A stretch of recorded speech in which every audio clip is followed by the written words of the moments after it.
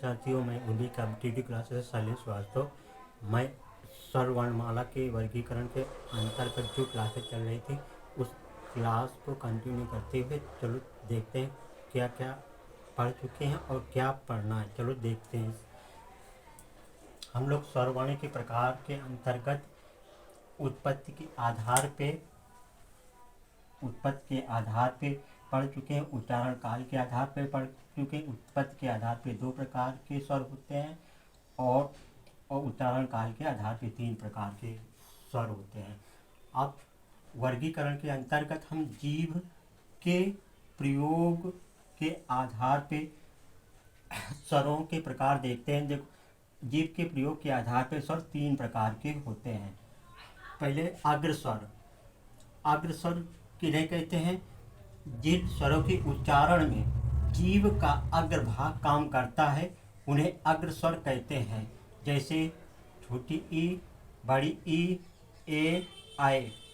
अग्रस्वर किसे कहेंगे? अग्रस्वर किसे कहेंगे? जिन स्वरों के उच्चारण में जीभ का अग्रभाग काम करता है उन्हें अग्रस्वर कहते हैं। जैसे छोटी ई, बड़ी ई, ए, आए। मध्य स्वर किसे कहते हैं? जिन स्वरों के उच्चारण में जीभ का मध्य भाग काम करता है उन्हें मध्य स्वर कहते हैं। जैसे छोटा आ। पश्च स्वर किसे? पश्च स्वर। पश्च स्वर ऐसे स्वर जिनके उच्चारण में जीभ का पश्च भाग काम करता है उन्हें पश्च स्वर कहते हैं। जैसे बड़ा आ, ऊ, बड़ा ऊ, ओ, औ, आ। अब घा है। ओष्ठ की स्थिति के आधार पे स्वरों का वर्गीकरण। ओष्ठ की स्थिति के आधार पे स्वर 2 प्रकार के होते हैं। पहला वृत्तमुखी स्वर। वृत्तमुखी स्वर। दूसरा है अर्धवृत्तमुखी या आवृत्तमुखी स्वर। देखते हैं वृत्तमुखी स्वर किसे कहते हैं। जिन स्वरों के उच्चारण में ओष्ठ वृत्तमुखी या गोलाकार हो जाता है उसे वृत्तमुखी स्वर कहते हैं। जैसे छोटा ऊ, बड़ा ऊ, ओ, आओ। वृत्तमुखी स्वर किसे कहते हैं? जिन स्वरों के उच्चारण में ओष्ठ वृत्तमुखी या गोलाकार हो जाता है उन्हें वृत्तमुखी स्वर कहते हैं। जैसे छोटा ऊ, बड़ा ऊ, ओ, औ। अर्धवृत्तमुखी स्वर। ओष्ठ वृत्तमुखी या गोलाकार नहीं होता है। जैसे आ, बड़ा आ, ई, बड़ी ई, ओ, औ। अर्धवृत्तमुखी किसे कहते हैं? वे ऐसे स्वर जिनके उच्चारण में ओष्ठ वृत्तमुखी या गोलाकार नहीं होता है उन्हें अर्धवृत्तमुखी स्वर कहते हैं। जैसे छोटा आ, बड़ा आ, छोटी ई, बड़ी ई, ओ, औ। अब अगला प्रकार है मुखाकृत के खुलने के आधार पे। मुखाकृत के खुलने के आधार पे स्वर 4 प्रकार के होते हैं। जैसे पहले संवृत स्वर, अर्ध संवृत स्वर, विवृत स्वर, अर्ध विवृत स्वर। संवृत स्वर किसे कहते हैं? ऐसे स्वर जिनके उच्चारण में मुख द्वार लगभग बंद रहता है उन्हें संवृत स्वर कहते हैं। जैसे ई, छोटी ई, बड़ी ई, ऊ, बड़ा ऊ। संवृत स्वर किसे कहेंगे?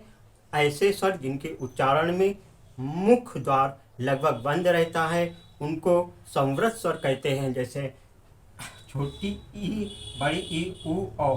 अर्ध संवृत कहते हैं ऐसे स्वर जिनके उच्चारण में मुख द्वार आधा बंद रहता है को अर्ध संवृत स्वर कहते हैं। जैसे ए, औ। अर्ध संवृत किसे कहते हैं? ऐसे स्वर जिनके उच्चारण में मुख द्वार लगभग आधा बंद रहता है को अर्ध संवृत स्वर कहते हैं। जैसे ए, औ। विवृत स्वर किसे कहते हैं? मुख द्वार पूरा खुलता है। ऐसे स्वर जिनके उच्चारण में मुख द्वार लगभग पूरा खुलता है उनको विवृत स्वर कहते हैं। जैसे बड़ा आ। अर्ध विवृत स्वर किसे कहते हैं? ऐसे स्वर जिनके उच्चारण में मुख द्वार लगभग आधा खुलता है, जैसे आ, बड़ा आ, ए, औ। अर्धविवृत कहते हैं। अर्धविवृत किसे कहते हैं? ऐसे स्वर जिनके उच्चारण में मुख द्वार आधा खुलता है उनको अर्धविवृत स्वर कहते हैं। जैसे छोटा आ, ए, औ। और विवृत किसे कहते हैं? ऐसे स्वर जिनके उच्चारण मुख द्वार पूरा खुलता है उनको विवृत स्वर कहते हैं, जैसे बड़ा आ। और अर्धसंवृत किसे कहते हैं? अर्धसंवृत स्वर मुख द्वार लगभग आधा बंद रहता है, को अर्धविवृत स्वर कहते हैं, जैसे ए, औ। और संवृत स्वर किसे कहते हैं? मुख द्वार लगभग बंद रहता है स्वर के उच्चारण में, जैसे ई, बड़ी ई, उ, औ। अब अगला प्रकार देखते हैं।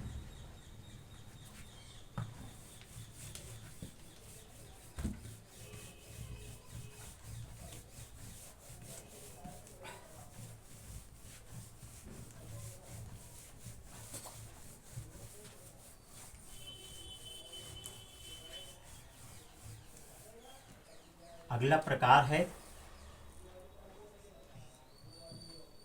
हवा। हवा के नाक व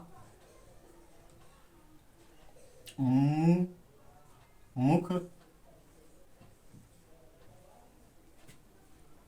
मुख में प्रवेश के आधार पे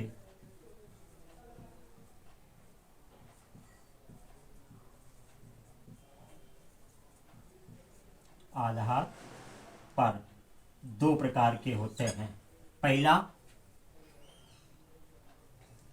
निरानासिक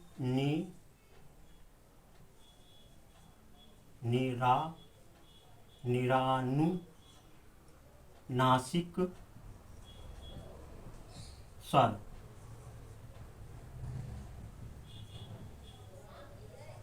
ऐसे स्वर जिनके उच्चारण में हवा केवल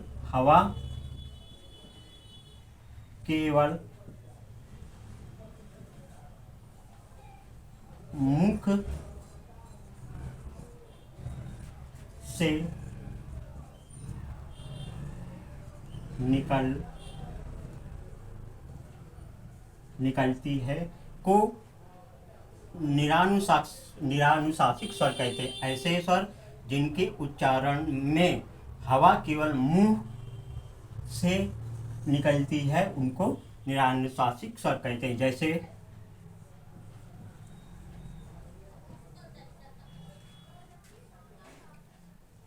छोटा आ, बड़ा आ, ई। और दूसरा है अनुनासिक स्वर।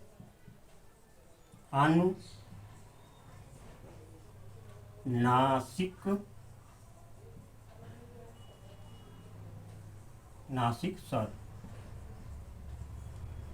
ऐसे स्वर जिनके उच्चारण में हवा मुख के साथ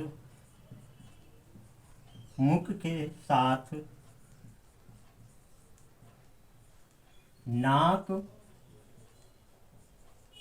से निकलती है को अनुनासिक स्वर कहते हैं। ऐसे स्वर जिनके उच्चारण में हवा मुख के साथ साथ नाक से निकलती है को अनुनासिक स्वर कहते हैं। कौन कौन से? जैसे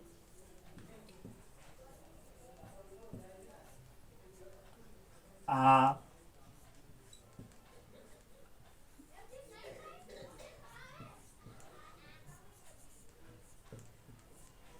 अनुनासिक स्वर कौन कौन से?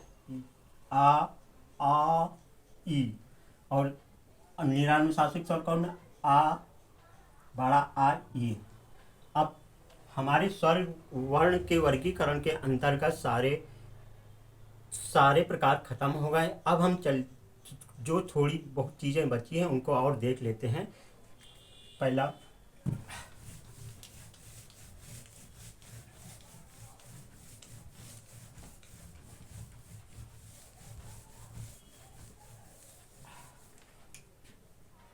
अब नोट में देखते हैं।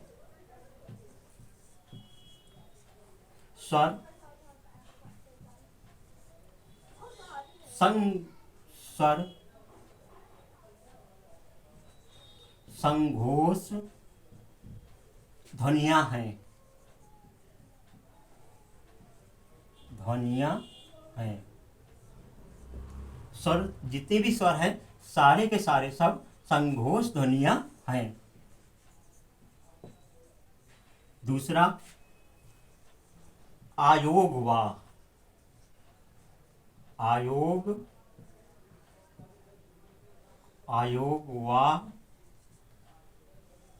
आयोग वा स्वर दो हैं। पहला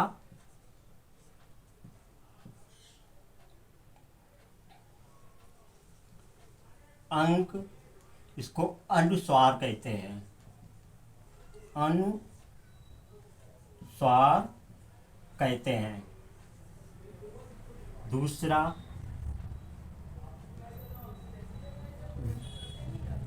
अंकहा,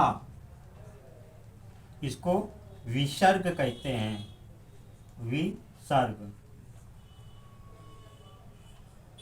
आयोगवास और कितने प्रकार के? दो।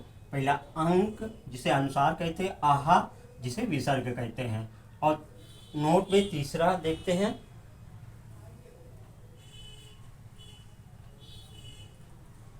आगत स्वर, आगत आगत स्वर। अंग्रेजी भाषा, अंग्रेजी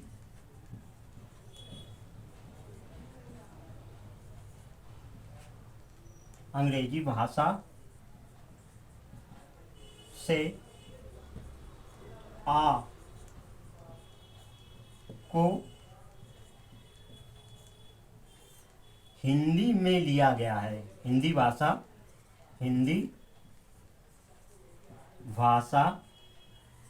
में लिया गया है। इसका प्रयोग ना के बराबर है। जैसे देख लेते हैं कहाँ कहाँ इसका प्रयोग होता है। जैसे ऑफिस, ऑफिस, ऑफिसर,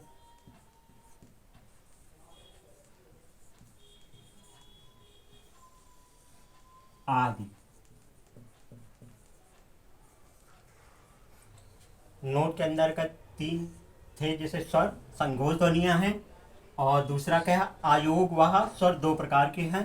पहले अंक जिसे अनुसार कहते हैं, आहा जिसे विसर्ग कहते हैं। आगत स्वर अंग्रेजी भाषा से आ को हिंदी भाषा में लिया गया है, जैसे ऑफिस, ऑफिसर आदि। अब हम स्वर की मात्रा को देखते हैं। स्वर की मात्रा किसे कहते हैं?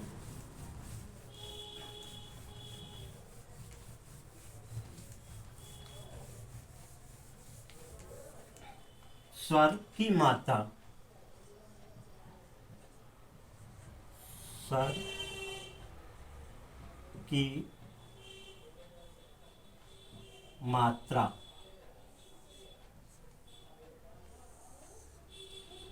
स्वर की मात्राएं हिंदी भाषा में 11 10 हैं। सॉरी 11 नहीं 10 हैं। देख लेते हैं कौन कौन सी है।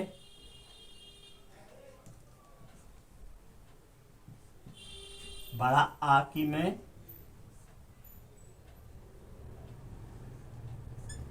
छोटी ई में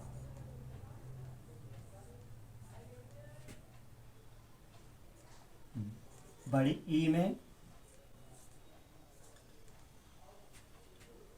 ऊ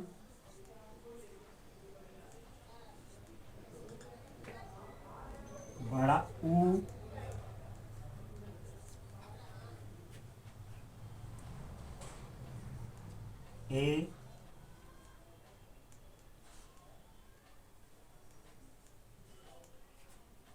ऐ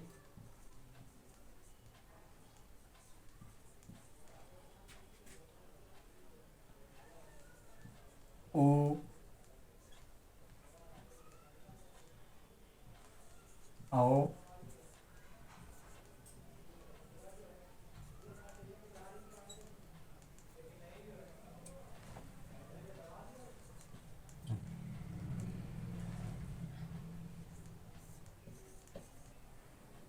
स्वर की मात्राएं कितनी हैं? तो 10 हैं। जैसे बड़ा ये वाली मात्रा लगेगी, छोटी ई में ये वाली मात्रा लगेगी, बड़ी ई में ये वाली मात्रा लगेगी, छोटा ऊ में ये वाली मात्रा, और बड़ा ऊ में ये, ए में ये, औ में ये, औ में ये, और अंक में ये। इसी को अगर हम व्यंजन में देखते हैं, व्यंजन में कैसे लगती है। जैसे आ के लिए, इसके लिए किसी भी स्वर की मात्रा का प्रयोग नहीं किया गया है। जैसे व्यंजन में हम प्रयोग करेंगे का,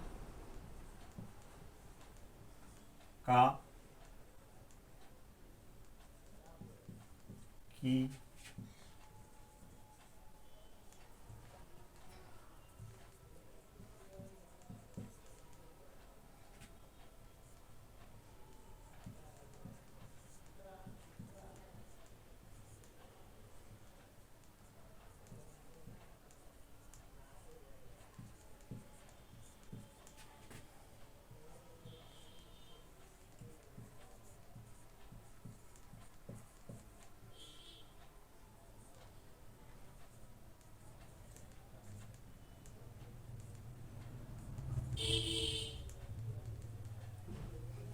अगर हम व्यंजन में इनका प्रयोग करते हैं तो का, की, कु, के, कै, को, कौ, अंग, कहा, इस तरीके से हम प्रयोग कर सकते हैं। और स्वर की मात्रा कहते जब हम व्यंजन के उच्चारण में व्यंजन के साथ स्वर का योग करते हैं, तब स्वर अपने मूल रूप में आकर जिस रूप में आते हैं उसे हम स्वर की मात्रा कहते हैं।